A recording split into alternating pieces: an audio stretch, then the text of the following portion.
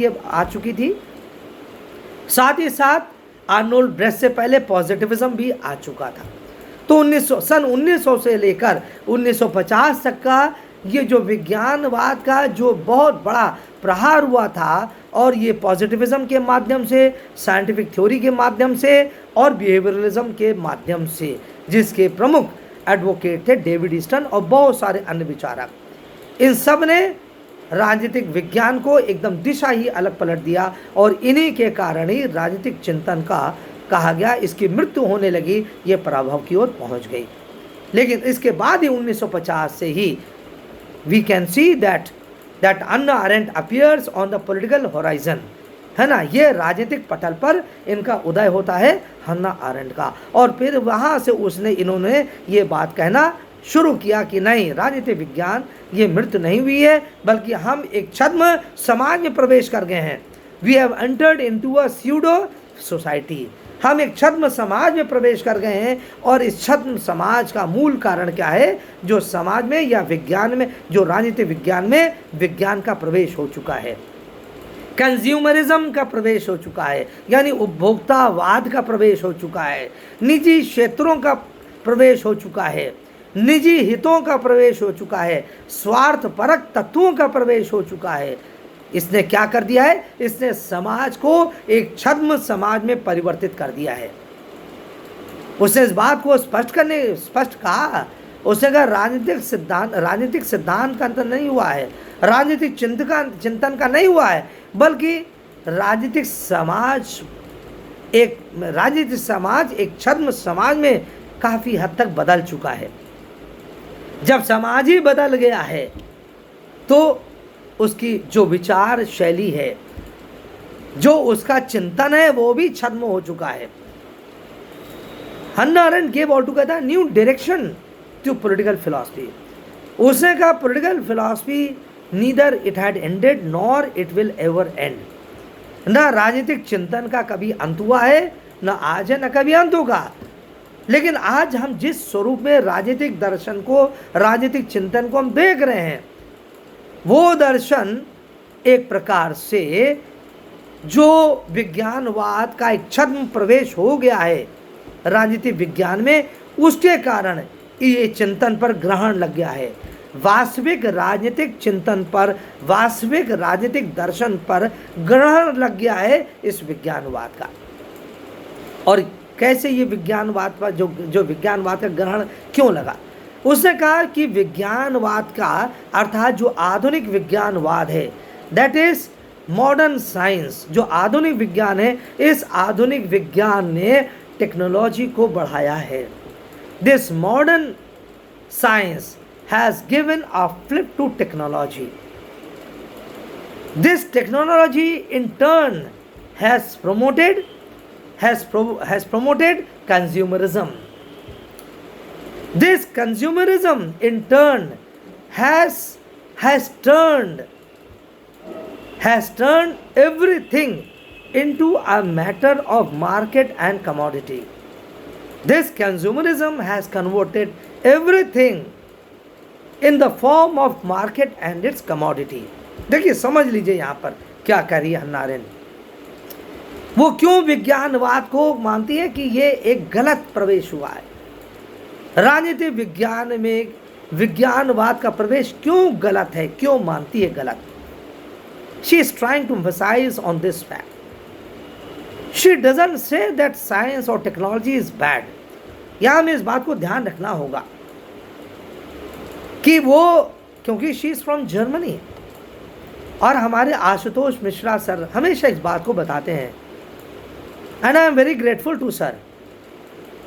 और वो उन्होंने ऐसी बात बताई जो आज भी हमको हमेशा याद रहती है, that the heart of Europe is Germany. Europe का हृदय जर्मनी है। The heart of Europe is Germany and the heart of Germany is it's manufacturing sector. The heart of Europe is Germany and the heart of Germany is its manufacturing sector. अर्थात Europe का हृदय Germany है और Germany का हृदय उसका विनिर्माण क्षेत्र है। विनिर्माण क्षेत्र यानी मैन्युफैक्चरिंग सेक्टर है। So she is from that country. Hannah Arendt, she is not from Africa. She is not from a continent like a dark continent, जिसको अफ्रीका के बारे में अंग्रेजों ने कहा ये डार्क कॉन्टिनेंट है, ये एक अंधकार भरा एक एक एक एक महाद्वीप है. She is not from that continent.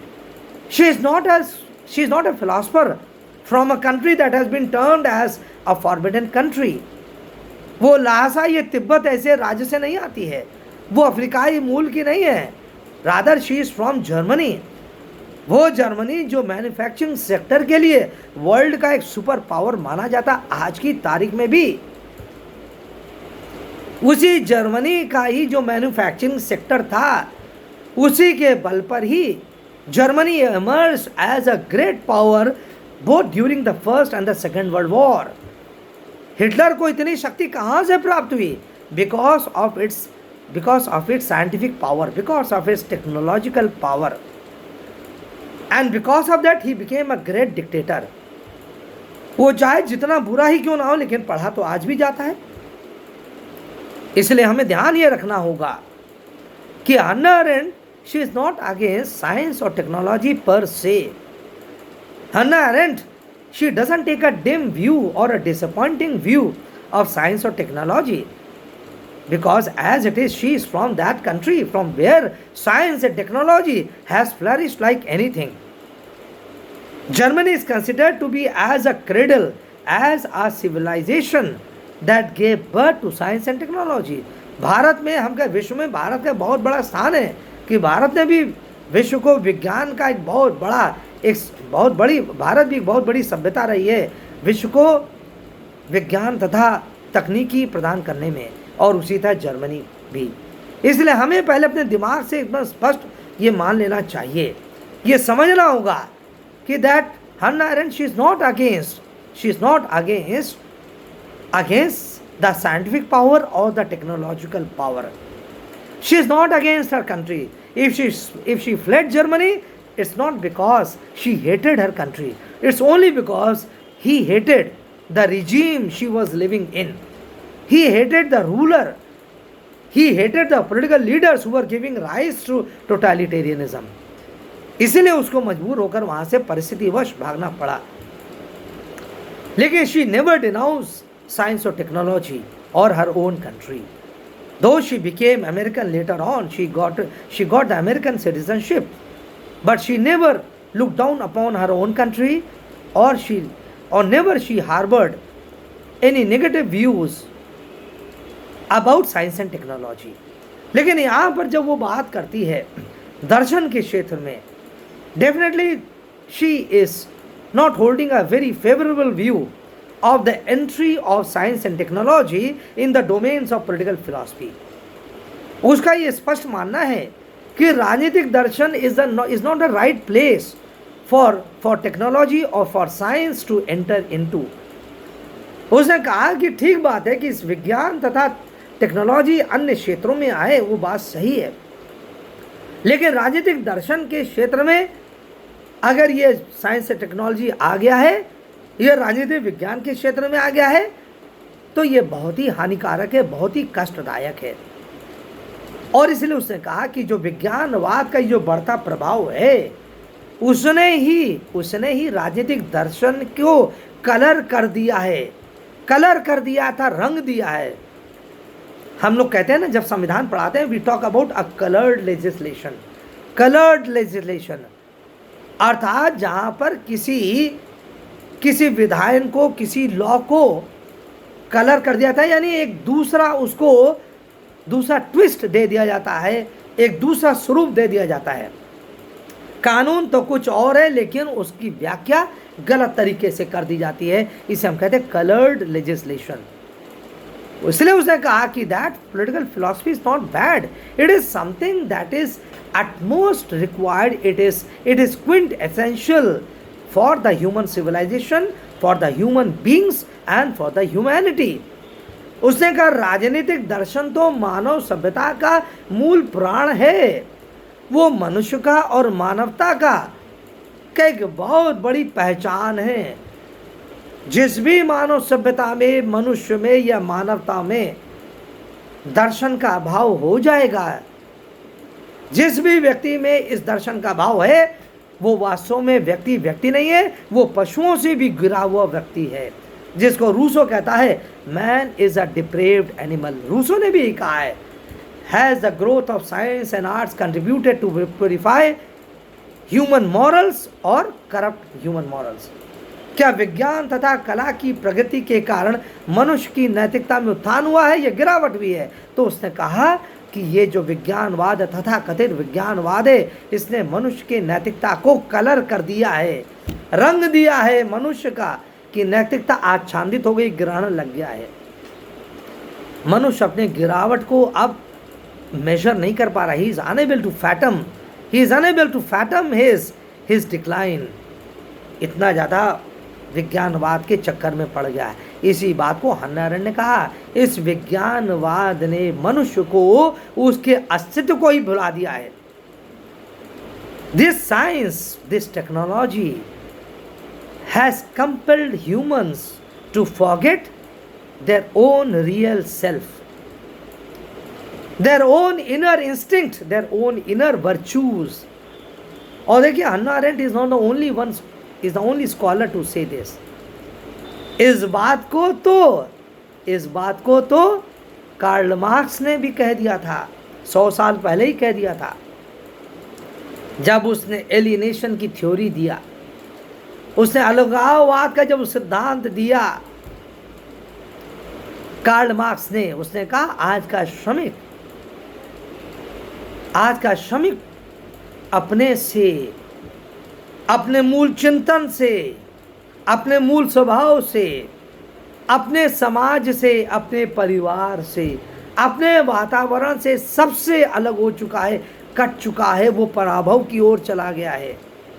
That man has got cut off from himself, from his inner instincts, from his own natural virtues, from his own family and from his own atmosphere and his own society. Such is the impact of industrialization on the humans। उसने कहा ये औद्योगिकरण का प्रभाव है मनुष्यों पर, कि मनुष्य आज सबसे अलग होता जा रहा है, उसका विलगाव हो गया है, उसका अलगाव हो गया है, इसलिए मनुष्य का उसका निरंतर पतन होता जा रहा है, वो पशुओं से भी नीचे गया गुजरा पहुंच गया है। इसलिए there are many scholars who have repeatedly pointed out the impact of science, the impact of technology on human contemplation as well as on human beings। और इसी बात को हन्ना अरेंट 20वीं शताब्दी के हम कह लें उत्तरार्ध में कहती है। पूर्वार्ध यानी 1950 के बाद जो समय शुरू होता है वो उत्तरार्ध का आरंभ होता है। और इसलिए हन्ना अरेंट ने कहा कि जो विज्ञानवाद का बढ़ता प्रभाव है, जो टेक्नोलॉजी का बढ़ता प्रभाव है, इसने मनुष्य की बुद्धि को कुंठ कर दिया है, कुंदित कर दिया है, मनुष्य की बुद्धि को जिसे हम कहते हैं जड़मती कर दिया है। अब आप सोच लीजिए, आज भी तो टेक्नोलॉजी है, हम भी आपसे बात कर रहे हैं, टेक्नोलॉजी पर तो बात कर रहे हैं, या ऑनलाइन हम वीडियो लेक्चर या हम अपना प्रिपेयर कर रहे हैं यूट्यूब चैनल पर। अब आप जान लीजिए आज की जो आधुनिक विद्वता है और सभ्यता है वो आपको विद्वान इस पैमाने पर, इस स्तर पर आपको देखेगी कि आप टेक्नोलॉजी का प्रयोग कितना कर पाते हैं। आप ऑनलाइन लेक्चर अच्छे से कर लेते हैं, आप यूट्यूब पर अपने आर्टिकल्स, अपने वक्तव्यों को, अपने स्पीचेस को, अपने लेक्चर्स को अपलोड कर लेते हैं, आप जूम चला लेते हैं, आप गूगल मीट कर लेते हैं, आप जियो मीट कर लेते हैं, आप वेबएक्स कर लेते हैं, ब्ला ब्ला ब्ला ब्ला ब्ला ब्ला ब्ला, बहुत सारे बड़े बड़े शब्दों का आपने प्रयोग कर लिया और बता दिया कि हाँ मैं ये कर लेता हूँ, वो कर लेता हूँ। ये आपकी विद्वता है आज के समय में, आपकी हमारी विद्वता। जो लोग ऐसे बात करेंगे, चाहे मैं ही क्यों ना बात करूं, हम लोग अपना प्रूव करने की कोशिश करते। Yes, we are technology savvy persons, we are very adept, we are very skilled technocrats और स्किल्ड लेक्चरर्स। हम लोग बहुत ज़्यादा टेक्नोलॉजी को हम समझते हैं, यूज़ करते हैं अपने दैनिक क्रियाओं में। यह हमारी आधुनिक विद्वता है। ऑनलाइन परचेस आप कर लेंगे, ऑनलाइन पेमेंट आप कर लीजिए, ऑनलाइन इंटरव्यूज़ कर लीजिए, वीडियो कॉन्फ्रेंसिंग कर लीजिए। यही तो हमारी और आपकी विद्वता आज रह गई है। लेकिन विषय जो हमारा विषय है, हम विषय को कितना समझ पाते हैं, हमारा विषय कहाँ जा रहा है, हम कहाँ जा रहे हैं, इसके ऊपर हमारा रंच मात्र भी ध्यान नहीं है। हम राजनीतिक दर्शन को हम समझ पाते हैं, हम राजनीतिक दर्शन का आज के समाज में प्रासंगिकता, ये उपादेयता को हम समझ पाते हैं। इसके बारे में हमारा कोई चिंतन नहीं है, हमारा कोई मौलिक चिंतन नहीं है। हम स्वाभाविक रूप से हम उठकर कभी किताब नहीं खोलेंगे और रिसर्च करेंगे। वर्चुअल लाइब्रेरी में भी नहीं, ये भी टेक्नोलॉजी है। वर्चुअल लाइब्रेरी हम जाते हैं, लेकिन वर्चुअल लाइब्रेरी में हम ये नहीं सर्च करेंगे जल्दी कि चलो ये भी तो देखें कि कौन कौन से आज के लेखक हैं, राइटर्स हैं जिन्होंने पॉलिटिकल फिलॉसफी के बारे में कहा है। हमारा ध्यान नहीं जाएगा। इसलिए उसको ये कहते हैं, हन्ना अरेंट ने यही कहा, this is technology, this is the attack of technology on intellectualism. ये विज्ञान और प्रौद्योगिकी का प्रहार है हमारे ऊपर। यानी टेक्नोलॉजी ने हमारे विद्वता को आच्छादित कर दिया है, किल नहीं किया, मारा नहीं है, लेकिन ग्रहण अवश्य लगा दिया है। हम अपने आप को आज भी विद्वान समझते हैं, और कैसे समझते हैं, जो अभी हमने आपसे कहा। हम ऑनलाइन डिस्कशन कर लेंगे, वीडियो कॉन्फ्रेंसिंग कर लेंगे, ऑनलाइन परचेजिंग कर लेंगे, ये हमारी विद्वता है। हम मूर्ख नहीं हुए हैं। अगर वास्तव में मूर्ख होते, हमें कुछ भी नहीं आता, हम टेक्नोलॉजी भी नहीं समझ पाते।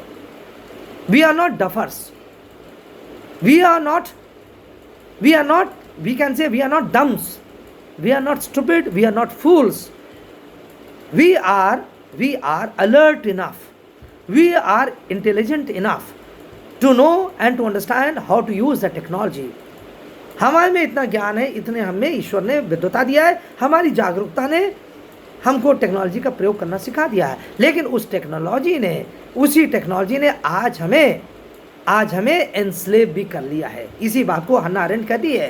टेक्नोलॉजी आई, मार्केट में टेक्नोलॉजी आई, उस टेक्नोलॉजी ने पूरे समाज के सभी क्षेत्रों को बंधक बना लिया और हमारी विद्वता को भी बंधक बना लिया। हम सही अपने अस्तित्व को भूल गए। हमने सीरियस क्वेश्चंस को डेलिब्रेट करना छोड़ दिया। हमने गंभीर विषयों पर विचार मनन करना, चिंतन मनन करना भूल गए। आज सभी बच्चों के हाथ में स्मार्टफोन्स हैं, एंड्रॉयड फोन्स हैं। बच्चे तो मोबाइल गेम्स खेलेंगे, वो तमाम तरीके के उसमें खुरपेंच करेंगे।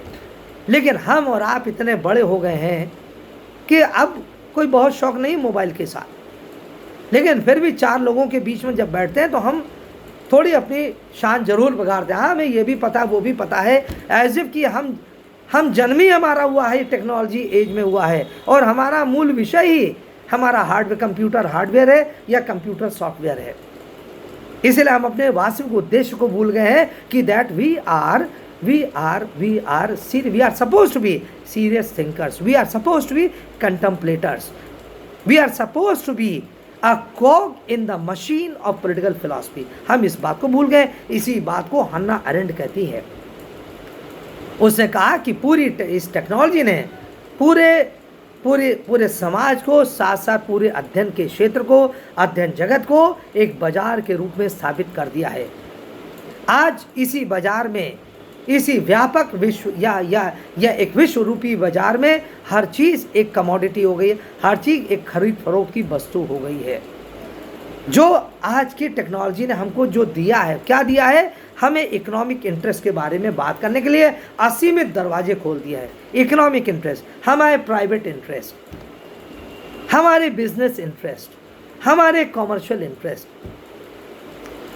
कहाँ सेंसेक्स जा रहा है, कहाँ शेयर मार्केट जा रही है, कहाँ कौन सा प्राइवेट सेक्टर आया, कौन सी कंपनी आई, कौन सी स्टार्टअप लगाया जा रहा है, अर्थात पूरा ध्यान इधर चला गया है। अब किसी के पास समय नहीं रह गया है कि वो पॉलिटिकल इश्यूज के बारे में बात करे, राजनीतिक मुद्दों के बारे में बात करे, सार्वजनिक विषयों के बारे में बात करे। अर्थात हमारा लोकतंत्र कैसा है, लोकतंत्र कहाँ जा रहा है, हमारी मानसिकता कैसी है, हम कहीं और लोभी और लालची तो नहीं होते जा रहे हैं। हम एक जनतंत्र में रह रहे हैं, लेकिन जनतंत्र में एक मनुष्य की भूमिका क्या होना चाहिए, एक उत्तरदायी एक नागरिक की क्या भूमिका होनी चाहिए। हन्ना अरेंट इसी बात को कहती है। पब्लिक डेमोक्रेसी, सार्वजनिक लोकतंत्र क्या होता है, इंस्टीट्यूशंस ऑफ पब्लिक डेमोक्रेसी, अर्थात एक पार्टिसिपेटरी जो डेमोक्रेसी होती है, पार्टिसिपेटरी डेमोक्रेसी के इंस्टीट्यूशंस कैसे होने चाहिए। हमारा ध्यान अब उधर से हट गया है, हमारा ध्यान अब पूरा इकोनॉमिक इंटरेस्ट की ओर चला गया है, प्राइवेट इंटरेस्ट के बारे में बात करते हैं और सब कुछ अब कहती है वो सब कुछ एक दूसरे में जुड़ गया है। प्राइवेट ही पॉलिटिकल हो गया है, पॉलिटिकल ही प्राइवेट हो गया है। पब्लिक एंड प्राइवेट जो स्फीयर्स हैं, इन सब के बीच में सारा जो विभेद था वो समाप्त हो चुका है, सारी दूरियां समाप्त हो चुकी हैं। कोई भी, जैसे हम लोग कहते हैं political economy, she doesn't approve of this tag. Hannah Arendt political economy नाम की चीज़ को नहीं स्वीकार करती है।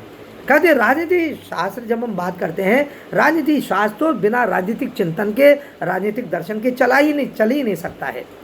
इसलिए हम किस प्रकार के हम राजनीतिक शास्त्र के बारे में बात कर रहे हैं, वो राजनीतिक शास्त्र जिसको हाईजैक कर लिया गया है इकोनॉमी के द्वारा, वो राजनीतिक शास्त्र जिसको बिजनेस इंटरेस्ट के द्वारा, जिसको मार्केट के द्वारा, जिसको प्राइवेट इंटरेस्ट के द्वारा, जिसको कमर्शियलिज्म के द्वारा, जिसको कंज्यूमरिज्म के द्वारा हाईजैक कर लिया गया। हम क्या उस पॉलिटिकल साइंस के बारे में बात कर रहे हैं? हमें इसके बारे में और गंभीर विचार मंथन करना होगा, चिंतन मनन करना होगा और कहा इसी चीज से हमें मुक्त करना है।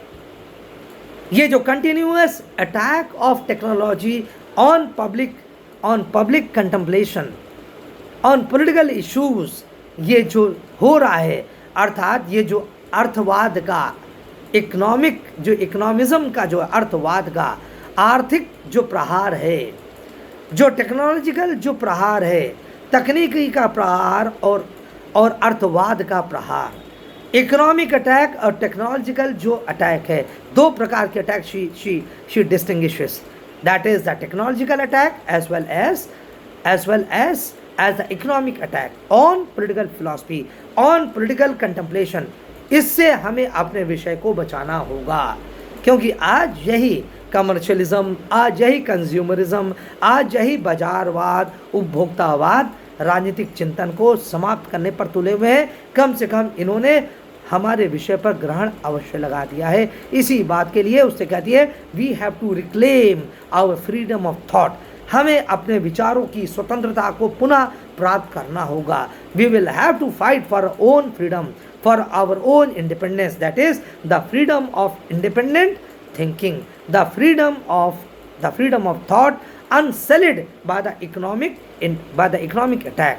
अर्थात हमारा विचार कैसा होना चाहिए, हमारी जो मूल मौलिक शक्ति है स्वतंत्र विचार करने की, बिना कमर्शियलिज्म के, बिना कंज्यूमरिज्म के, उसके बिना हम अपना मौलिक चिंतन कैसे पुनर्जागृत करें, कैसे चलाएं, इस बात को हमें समझना होगा। हमें उन कारकों की ओर जाना होगा, ध्यान देना होगा जिसने हमारे चिंतन मनन की शक्ति को कुंद कर दिया है या उसमें मिलावट कर दिया है। तो ये वो फोकस करती है। उसने कहा जो पब्लिक और प्राइवेट जो डोमेन्स हैं इसको अलग करना होगा। जो निजी और सार्वजनिक जो क्षेत्र हैं आज एकदम घुल मिल गए हैं, पता ही नहीं चलता जल कहाँ है, थल कहाँ है, थल कहाँ है, जल कहाँ है। इससे हमें अपने आप को अलग करना होगा। इस बात को वो ये कहती है और कहती इसी बात को जब हम अलग कर पाएंगे वही हमारा फ्रीडम ऑफ थॉट होगा, वही हमारी इंडिपेंडेंस ऑफ थॉट होगी। अर्थात हमारी मौलिक चिंतन की वही स्वतंत्रता वही होगी। लेकिन अगर हम पब्लिक सेक्टर में, पब्लिक डोमेन में प्राइवेट डोमेन को ले आएंगे तो हमारी मौलिक स्वतंत्रता समाप्त हो गई, हमारी जो ओरिजिनल जो थिंकिंग है वो समाप्त हो गई। हमारा कोई नयापन नहीं रहेगा सोचने का। अर्थात हम सब कुछ टेक्नोलॉजी से और इकोनॉमिक इंटरेस्ट से हम लोग प्रभावित होकर अपनी बातों को कह रहे हैं जो कहती है वो गलत है। इसीलिए वो कहती है प्राइवेट और पब्लिक डोमेन को हमें अलग करना होगा। हमें मौलिक और स्वतंत्र हमें राजनीतिक चिंतन की ओर जाना होगा, स्वतंत्र राजनीतिक दर्शन की ओर करना होगा। और राजनीतिक तत्व शब्द का मतलब क्या? राजनीतिक दर्शन का मतलब है, राजनीतिक चिंतन का मतलब है अर्थात जो राज्य से संबंधित चिंतन है, जो पब्लिक डिस्कोर्स से संबंधित चिंतन है, हमें उधर फोकस करना है। राजनीतिक ये नहीं कि जो हम लोग रोज का तू में हमें देखते हैं अपने पॉलिटिक्स में। No, this is not politics. In the words of Hannah Arendt, she says, politics basically mean issues that are being faced by the humanity, by the citizens or by the people of the society। अर्थात राजनीतिक चिंतन से तात्पर्य वो चिंतन जो राज्य के विषय हैं, जो राज्य के नागरिकों से संबंधित है, वो विषय जो राज्य के नागरिकों के स्वतंत्र अस्तित्व पर प्रहार कर रहे हैं। तो उसमें इकोनॉमिक जो अटैक है अर्थात आर्थिक जो तत्व है वो भी व्यक्ति के स्वतंत्र चिंतन को, उसकी स्वतंत्रता को सीमित कर रहा है, बाधित कर रहा है। इसलिए वो कहती है हमें इंडिपेंडेंट पॉलिटिकल कंटेम्पलेशन को, हमें स्वतंत्र रूप से राजनीतिक विषयों का चिंतन मनन करना होगा। इसीलिए कहती है राजनीतिक दर्शन की ओर हमें मुड़ना होगा, वापस लौटना होगा राजनीतिक दर्शन की ओर। और कैसा राजनीतिक दर्शन? वो मिला जुला नहीं, वो मिलावट वाला नहीं, वो विशुद्ध राजनीतिक चिंतन, जहाँ पर हम विशुद्ध रूप से हम बात कर रहे हैं व्यक्तियों से संबंधित, समाज से संबंधित, नागरिकों से संबंधित मौलिक विषयों को लेकर जहाँ हम चिंतन मनन करते हैं, वैसा वो चिंतन मनन जिसमें अर्थवाद का प्रहार ना हो, जिसमें टेक्नोलॉजी का प्रहार ना हो। अगर वो उन चीज़ों को अपने क्षेत्र में ले आएंगे तो हमारा स्वतंत्र चिंतन समाप्त हो जाएगा, हम कभी लौट ही नहीं पाएंगे। इसीलिए रूसो ने कहा था let us retire to the state of nature, हमें प्रकृति की ओर पुनः लौट चलना चाहिए। जब वो आक्रांत हो गया आधुनिक समाज के आडंबर से, कृत्रिम जीवन शैली से, दिखावटी जीवन शैली से जब बहुत ज़्यादा आक्रांत हो गया, आजिज हो गया, तब उसने कहा नहीं, let us retire to the state of nature, हमें उसी प्रकृति की ओर पुनः वापस चलना चाहिए, अपने सरल जीवन की ओर चलना चाहिए, सरल और स्वाभाविक और सहज मनस्थिति की ओर जाना चाहिए। ये रूसो ने ये कहा। और इसी तरह से भारतीय परिप्रेक्ष्य में स्वामी दयानंद सरस्वती ने कहा let us go back to the Vedas. उसने कहा go back to the Vedas अर्थात हमें वेदों की ओर पुनः वापस जाना चाहिए, पुनः लौटना चाहिए वेदों की ओर, क्योंकि वेद में जीवन शैली के बारे में बताया गया, कैसे एक हमारी जीवन शैली होना चाहिए, मानवता क्या है, सभ्यता क्या है, लोक हित क्या है, राष्ट्र हित क्या है, समाज हित क्या है, जनहित क्या है। इन तमाम विषयों के बारे में हमारे वेदों में अमूल्य ज्ञान एकदम कूट कर भरा है। लेकिन आज हम उसी वेदों के ज्ञान से अपने आप को जानबूझकर विमुख करते जा रहे हैं, अलग करते जा रहे हैं, और इसी की वजह से हम गर्त की ओर जा रहे हैं। We are increasingly heading towards the fall our own self. हम अपने ही गिरावट की ओर बढ़ते चले जा रहे हैं, और इसलिए अब समय आ गया है हमें वेदों की ओर पुनः लौटना चाहिए। तो इसलिए हम देखते हैं विद्वानों का एक ही परिवार होता है। Intellectuals belong to the same family. They have only one and single family. They talk only and only in terms of humanity. They talk only and only in terms of human welfare or the individual welfare or the collective welfare. For them, collectivity is more important than individualism. उनके लिए सामूहिक हित ज़्यादा महत्वपूर्ण है बजाय कि व्यक्तिगत हित के। इसलिए चाहे वो सुकरात की बात हो, चाहे वो रूसो की बात हो, हालांकि रूसो ने बहुत गलत सलत बात भी लिखा है, बहुत ज़्यादा उसकी आलोचना भी हुई है, बहुत ज़्यादा रूसो को ग्लोरीफाई करने की आवश्यकता भी नहीं होना चाहिए। इसलिए रूसो सुकरात को एक धरातल पर नहीं रख सकते, उसी तरह से रूसो और दयानंद सरस्वती को भी एक धरातल पर नहीं रख सकते। So we have to be cautious in our approach as well. लेकिन कुल मिलाकर ये कहने का तात्पर्य है हमें अपने मूल स्वाभाविक प्रकृति की ओर लौट चलना चाहिए। इसी बात को हन्ना आरेंट ने भी कहा है कि आप मनुष्य के बारे में सोचिए, व्यक्ति के बारे में सोचिए, समाज के बारे में सोचिए, राष्ट्र के बारे में सोचिए, पूरे विश्व के बारे में सोचिए। लेकिन अगर आपकी सोच में व्यक्तिगत स्वार्थ अगर मिल जाएगा, आपका आर्थिक स्वार्थ आ जाएगा, आपका लोभ लालच आ जाएगा, बड़े बड़े मल्टीनेशनल कॉरपोरेशंस का लोभ लालच आ जाएगा, तो आप कभी भी स्वतंत्र एवं मौलिक चिंतन नहीं कर सकते हैं। और इसी के कारण है कि आज हमारे चिंतन में ये बड़े बड़े बहुराष्ट्रीय कंपनियां आ गई हैं, बड़े बड़े आर्थिक हित हमारे चिंतन में समावेश कर गए हैं, इसलिए हमारी मौलिक चिंतन की जो क्षमता है वो कुंठित हो चुकी है। और इसलिए हम अपनी मौलिक स्वतंत्रता यानी विचार करने की जो फ्रीडम ऑफ थॉट है, विचार चिंतन मनन करने की जो हमारी मौलिक स्वतंत्रता है, आज वो हमसे लुप्त हो चुकी है तस्य लोपा। लेकिन मूल प्रश्न ये है, how to get back our lost freedom of thought, कैसे हम अपने मौलिक चिंतन को पुनः प्राप्त कर सकते हैं। इसी बात को हन्ना अरेंट ने इस बात को स्पष्ट किया है अपने तमाम कार्यों के द्वारा, अपने तमाम कृत्यों के द्वारा, अर्थात जो उसकी कृतियाँ हैं उसी में उसने ये सारी बातें कही हैं।